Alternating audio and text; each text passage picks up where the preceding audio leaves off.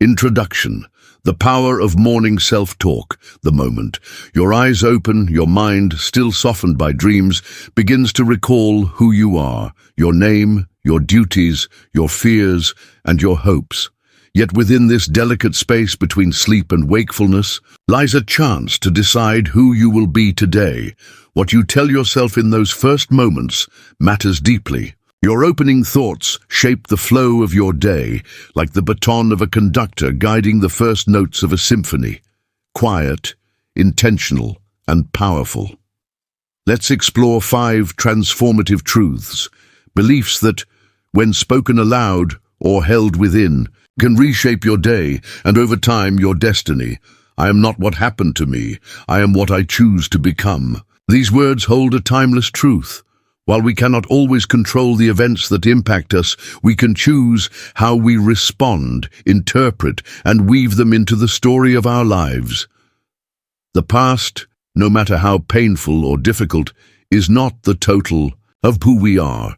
It is simply the soil where the seed of who we can become is planted. Life brings scars, some visible, like loss or betrayal, others hidden, like shame or fear. These experiences often wrap themselves around our identity until we start believing they define us, but they do not. They are not the whole story, just chapters, not the book, weather, not the sky, echoes, not the true voice. To believe you are only what has happened is to surrender authorship of your own story. True freedom begins when you take that authorship back. By declaring, "I choose what I become," you move from reaction into intention. Pain becomes energy, wounds become wisdom, and shame becomes an opening to courage. Think of the soul as a river. Sometimes it flows smoothly, sometimes it crashes over rocks, sometimes it nearly dries, but it always moves forward. The river never mistakes the boulder for its identity. It simply flows around, over, or through it. So must we. The path of becoming is not straight. It bends, it stumbles, it often passes through darkness before revealing light. Consider the caterpillar bound to the earth. In the cocoon, its old form dissolves, not to end, but to transform. From that hidden stillness, a new being emerges. Suffering, too, holds this invitation, not to destroy us, but to reshape us into something greater. You are not broken by what has happened. You are being reformed.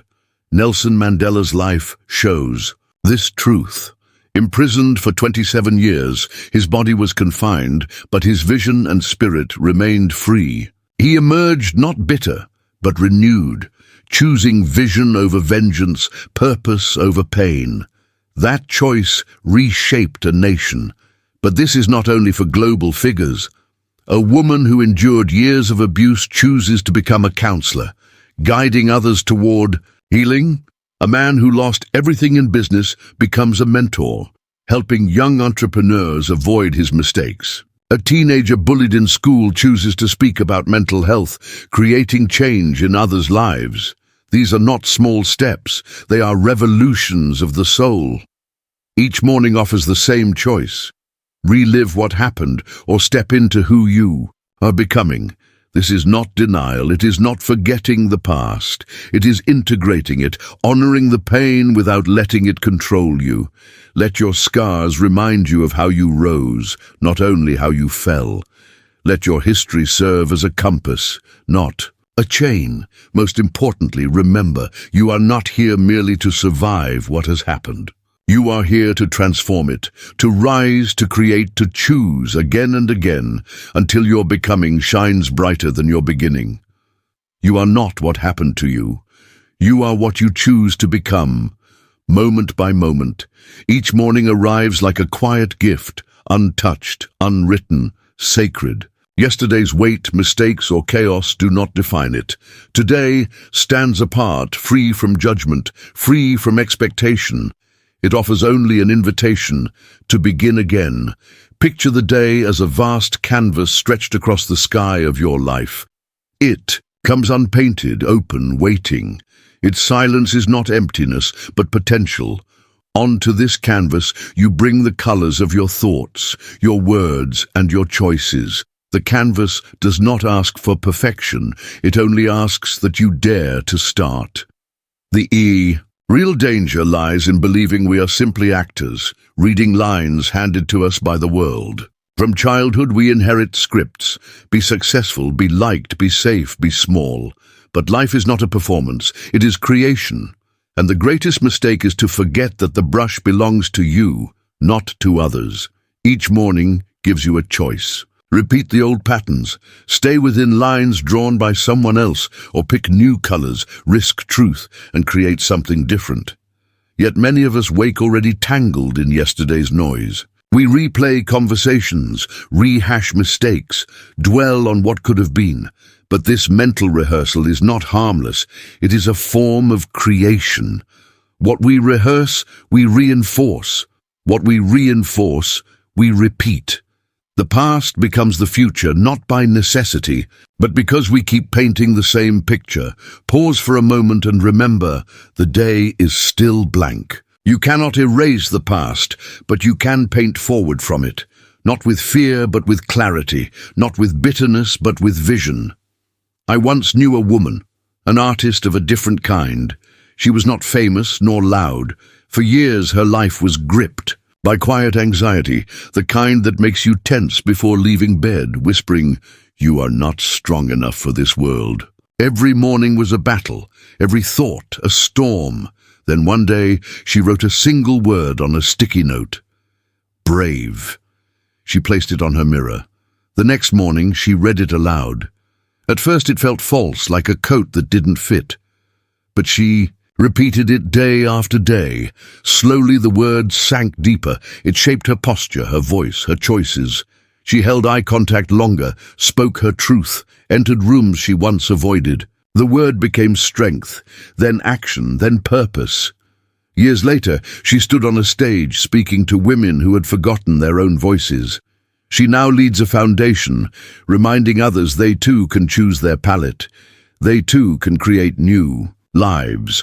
This is the alchemy of intention. One word can transform a life. One morning can shift the course of a year if we remember who holds the brush. So often we search for meaning as if it lies hidden in the distance or waiting to be given by fate. But meaning is not found. It is made. Today is a new canvas, and I am the artist. Meaning takes shape in the smallest of acts. A kind word, a steady breath, a decision made with integrity. These are brushstrokes. This is the art of living. You don't need all the answers. You don't need to create a masterpiece every day. But you must begin. Begin with one choice that reflects your truth, one word that calls out your courage, one act that breaks the story you've outgrown. The canvas is waiting. The choice of words is yours.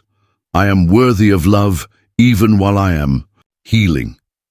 At first, this may feel strange, maybe even uncomfortable. Most of us were never taught to speak to ourselves this way.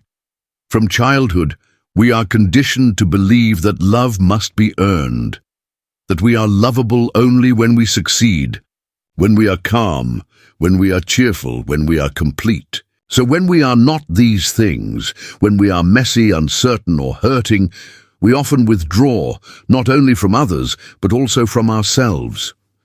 Healing, however, is not a final destination. It is not something to conquer and cross off a list. It is more like a spiral, revisiting old wounds, deepening our understanding, and moving in ways we cannot always predict. One day you may feel light, laughing easily, open to life. The next, a memory or word may bring a quiet ache that feels beyond explanation. This is not failure. It is part of being alive. And even here, you remain worthy of love. To believe you are lovable, not in spite of your pain, but with it may be one of the most radical acts of self-awareness. Not as a polished, disciplined future version of yourself, but as you are right now, in the soft, vulnerable moments when you feel least deserving. True love is never a prize for perfection. It is a recognition of humanity, and your humanity is not lessened by your scars. It is revealed through them. Think of how you respond to someone you love who is hurting. When a child cries over a scraped knee, you don't tell them to come back once they've stopped crying. You bend down, you hold them, you whisper, "It's okay. I've got you." You don't withhold love because they are in pain. You offer it because they are in pain.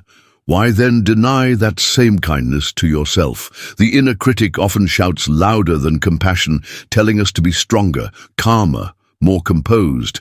But this voice is not truth. It is the echo of old expectations, shame and mistaken beliefs. It says you are broken. But what if you are not broken? What if you are breaking open? There is beauty in being in process, in not having all the answers, in showing up even with trembling hands. The strongest souls are not those who never suffered. They are the ones who stood inside their suffering and still chose to stay open. The ones who said, "Even here, even now, I am still worthy of love." You don't need to earn love by hiding your struggles. You don't need to wait for your voice to stop shaking before speaking. You don't need to wait for your heart to feel whole before letting someone in. Real love does not care about a resume of emotional victories. It values presence, honesty, and the willingness to be seen, even in the shadows. Research in psychology confirms this. Self-compassion, the ability to treat ourselves with kindness in suffering, not only supports faster recovery, but also deepens our connection with others. We are wired to respond to gentleness, especially our own. The more we accept ourselves in the process of healing, the more open we become to love and support from those around us. And this truth is not only personal, it is collective. When we allow ourselves to be loved during healing, we give others permission to do the same. We help shift culture from one of performance to one of presence. We say, you don't need to be perfect to belong. You just need to be honest. A man once shared his story of recovery from addiction. He always believed love would come after he got clean, after he was better. It wasn't when he seemed strong or fixed that connection came. The shift began only when he admitted how broken he felt and how much he longed for support. People didn't step in to repair him, but to walk beside him. He later said, "I spent years trying to become someone deserving of love. But what I really needed was to stop hiding. Healing doesn't make you deserving, it reveals the worth that was always within you and your ability to love yourself through the process. Strength is not found in rigid endurance, but in honest softness. That is where true transformation begins. So say it, even if your voice shakes. I am worthy of love, even as I heal, especially as I heal. Your mind is not just an organ. It is living soil where thoughts are planted and grow into reality. Every thought, whether fleeting or repeated, holds potential. The ideas you allow to linger, consciously or unconsciously, shape your life. A single thought may seem harmless, "I'm not good enough." But repeated often enough, it stops being temporary and becomes belief. That belief then colors everything. Challenges feel like threats. Compliments feel suspicious, and even successes seem like luck instead of achievement. Doubt becomes default, and life begins to shrink around that belief. But when you plant a different thought, something shifts. A new idea, small at first, little more than a whisper, grows stronger with practice. It steadies your breath, lifts your posture, and becomes an anchor in chaos. From it, confidence and clarity emerge. There's a common illusion that we are victims of our minds. In reality, while we cannot always stop thoughts from arising, we can choose which ones to nurture. Thoughts move through us like wind, but attention and belief decide which ones take root. You cannot plant despair and expect joy. You cannot feed fear and expect courage.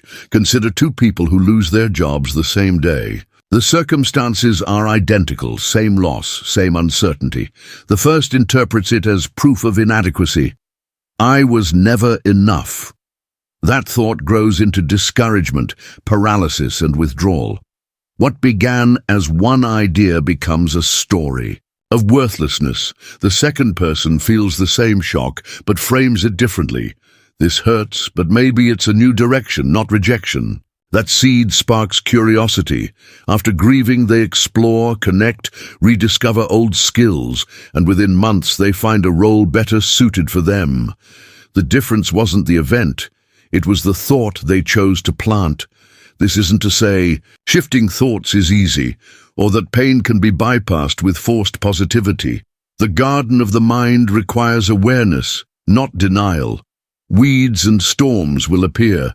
What matters is the ongoing commitment to tend the soil and choose carefully. What to plant? Listen to the quiet inner dialogue. Does this thought nourish me or drain me? Does it move me toward life or pull me into fear? Both will appear, but only you choose what grows. It starts with awareness, then choice, then steady practice. Over time, your mind becomes not a battlefield, but a place of strength. From that ground, everything else flows: health, relationships, self-worth, work. We cannot always control the world outside, but we can cultivate the climate inside. And what we plant there, we will one day live. Beneath many lives lies a quiet suffering, an unspoken doubt. Do I belong? Do I matter? Am I enough? For some, it's fear of being too different. For others, shame in feeling ordinary. The voice takes different forms, but its message is similar. You don't fit, you're too much, or never enough. This voice doesn't come from truth. It comes from a world that often fails to see deeply, a culture that values performance over presence, achievement over authenticity. From an early age, we are taught that worth is conditional, measured by approval, success, and status. Slowly, we begin to believe that unless we are always producing, pleasing, or proving, we don't deserve space at all. We often minimize ourselves in conversations. We hide our light to avoid judgment. We question the value of simply being here. But let's be clear, if life itself allowed your arrival, if you were given breath, a heartbeat, and awareness, then you already belong. You do not need to earn your place. You are not a mistake or an accident. You are an essential thread in the vast and sacred fabric of life. Remove that one thread, and the pattern is incomplete. Alter its color, and the design loses balance. The truth is, your existence makes an impact whether you notice it or not. A smile you offered may have lifted a stranger's burden, even if they never told you. A word of encouragement may have kept someone from giving up. Your presence matters in ways no title, achievement, or bank account can measure. Often, we cannot see the full reach of our influence because authenticity works quietly, like roots beneath the soil. Your quiet strength may be what keeps someone else's world from falling apart. And still, because the fruit of your presence is not always visible, you may doubt its value. But remember this: in a world of 8 billion people, no one shares your fingerprint, your voice, your memories, or your way of seeing life. This uniqueness is not trivial, it is sacred. It is nature's way of declaring you are here on purpose. The probability of your exact DNA, experiences, and perspective is so rare, it can only be called miraculous. You are the rarest form of existence, a singular expression of life, and if life has gone to such lengths to form you, your place here is beyond question. What complicates belonging is comparison. We measure ourselves against the highlight reels of others. We look at the brightest voices, the tallest peaks, and feel like shadows in their glow. But mountains do not compare to rivers. The oak does not envy the wildflower. They grow in alignment with their nature, knowing their worth is not a competition. You belong, not because you must prove yourself, but because you have something to give, even if that gift is simply your presence, your listening, or your way of seeing. You belong not when you are perfect, but when you are real, not when you conform, but when you reveal the texture of your soul. Even pain and struggle can be part of belonging. Your wounds may be the very doorway through which others find healing. Your story, especially the parts you hide, may be the echo someone else needs. To know they are not alone. There is no hierarchy of existence. No one stands above another in the sacred architecture of life. The stars do not apologize for shining, nor should you. When you walk into a room, you bring with you every moment you have lived, your laughter, your losses, your lessons, and your wonder. Do not apologize for your journey. It shaped you into someone the world needs, someone who can recognize in others what they have forgotten about themselves. Belonging begins the moment you stop waiting for permission. It begins when you see your presence, with all its flaws and beauty, as a gift not only to others but to the world itself. You belong here.